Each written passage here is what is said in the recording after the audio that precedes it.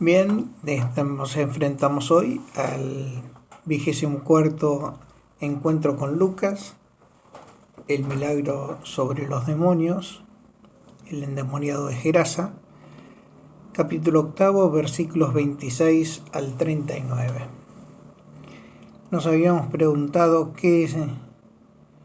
por qué los demonios conocen o qué conocen acerca de la divinidad de Cristo, qué significa la palabra legión, cuál es la disposición de ese endemoniado que es curado por Jesús,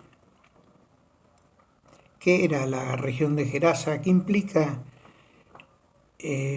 para aquellos judíos que se criaran cerdos, entre otras cuestiones que nos fuimos preguntando en la presentación de este capítulo.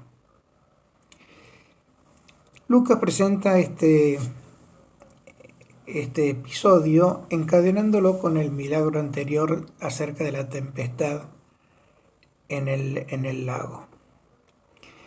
Llega a una región llamada Gerasa, que se trataba de una zona habitada por muchos paganos, como lo muestra el hecho de la cantidad de cerdos que se criaban allí, siendo que la ley rabínica prohibía esta actividad por considerar a estos animales como impuros. De todos modos, había muchos judíos que violaban esta regla, y entonces nos cuenta Lucas que al saltar a tierra o llegar a tierra viene al encuentro de Jesús un endemoniado. Este hombre estaba poseído por demonios que lo impulsaban a vivir en un estado prácticamente salvaje, y lo describe como desnudo, a la intemperie, en medio de los sepulcros. Además, cuando le agarraban estas crisis, era imposible sujetarlo porque era capaz de romper las cadenas con las que intentaban mantenerlo atacado para que no atacara a la gente. Es decir, era un hombre que vivía solo, que vivía abandonado, y al verlo Jesús se compadece de él y manda a los demonios que salgan de esa persona y que lo dejen tranquilo.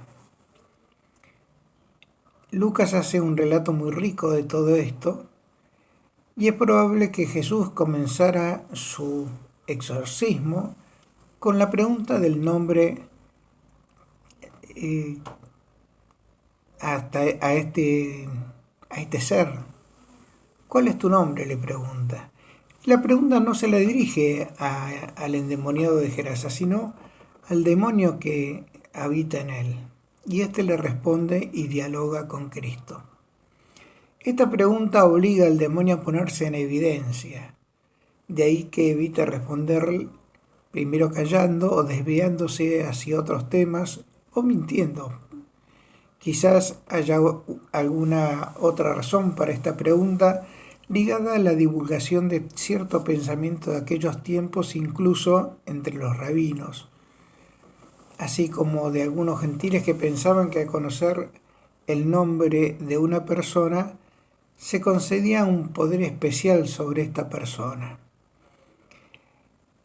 Esta sería la razón por la cual el espíritu, al ser requerido por el exorcista, evita dar un nombre concreto. Al margen de que Jesús haya procedido según esta práctica o no, lo cierto es que los demonios presentes en este proceso le revelan que son muchos y se autodenominan con un apelativo que es legión. Legión es una multitud. En términos militares, es un contingente de no menos de 100 soldados. De este modo, por un lado, respondían lo que Jesús les estaba demandando, pero también seguían hasta cierto punto ocultándose sobre un nombre muy vago, genérico, porque no se trata de un nombre de ninguno de ellos. Los abarca a todos. De todos modos, este mismo hecho de prescindir del nombre personal de cada uno de los demonios deja en evidencia el poder absoluto que Jesús tiene sobre estos espíritus, y más aún imponiéndose sobre la colectividad del mismo, sin demostrar ningún particular esfuerzo. Jesús procede pues a exorcizar a este hombre, haciendo conocer a los demonios su voluntad que abandonen definitivamente al poseso y que no retornen más para molestarlo. Estos reaccionan de una manera muy singular, suplican a Jesús confesando lo que deducen que es Jesús, Hijo del Altísimo. La fe de los demonios es una fe natural, no es una fe elaborada. Está inducida por los signos que ven en Jesús, no por la fe que éste produce. Ellos deducen que están ante el Mesías y también que Jesús es algo más que un mero hombre. No tienen certeza de esto. Por eso el demonio que había intentado tentarlo en el desierto, sonsacarle a Jesús la confesión de identidad, vuelve a hacer lo mismo.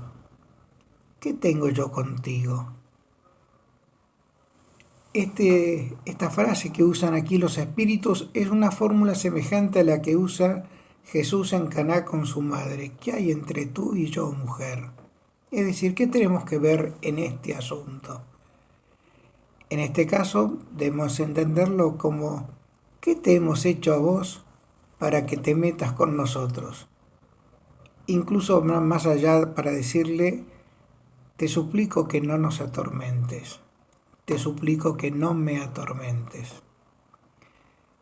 Percibiendo los demonios que el imperio de Jesús es inapelable, vuelven a suplicarle una segunda vez y ahora pidiéndoles que no los mande al abismo, ofreciéndoles como alternativa ser enviados a la piara de cerdos que estaba en el lugar. El abismo es el lugar donde no tiene fondo, es el infierno, el lugar donde está más apartado de Dios.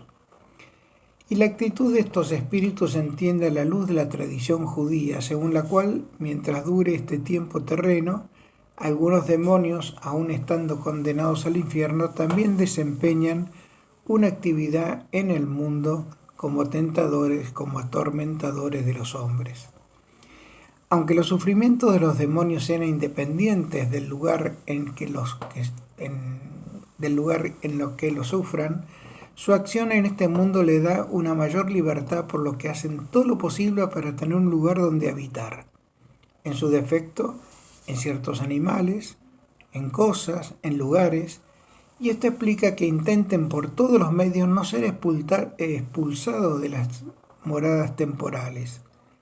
Y de ahí que pidan a Cristo no ser atormentados antes del tiempo en que serán definitivamente sumergidos en el abismo. El poder de Jesús se pone en manifiesto en el hecho de que es tal la humillación y el vencimiento que experimentan estos demonios en su presencia, que no solo no se resisten a su mandato de abandonar al poseso, sino que les suplica que les permitan entrar en los cerdos de la piara que estaba en las cercanías, lo que Jesús les concede. Esta era una piara comunitaria, es decir, no era de una sola persona, sino que posiblemente era de toda una aldea vecina. El hecho que, ni bien entrados los animales, estos se precipitan al lago y se ahogan, mostrando así el poder destructivo del demonio. Esta razón del extraño comportamiento puede ser diverso. Por un lado, Jesús permite la actitud antinatural de los cerdos, porque así queda en claro que los demonios han salido del poseso. El comportamiento de estos cerdos al arrojarse al mar es signo de conclusión eficaz del exorcismo. Podemos conjeturar que los demonios no tuvieron otro cometido que provocar una reacción negativa hacia Jesús por parte de los dueños de los cerdos, porque estaban perjudicados en bienes materiales. Fue lo que de hecho sucedió, porque estos dueños corrieron, los cuidadores de los cerdos corrieron a contar los sucesos en la aldea, y los propietarios, los dueños de los cerdos, acuden rápidamente y a pesar de encontrar al que era el endemoniado al que tenían tanto miedo,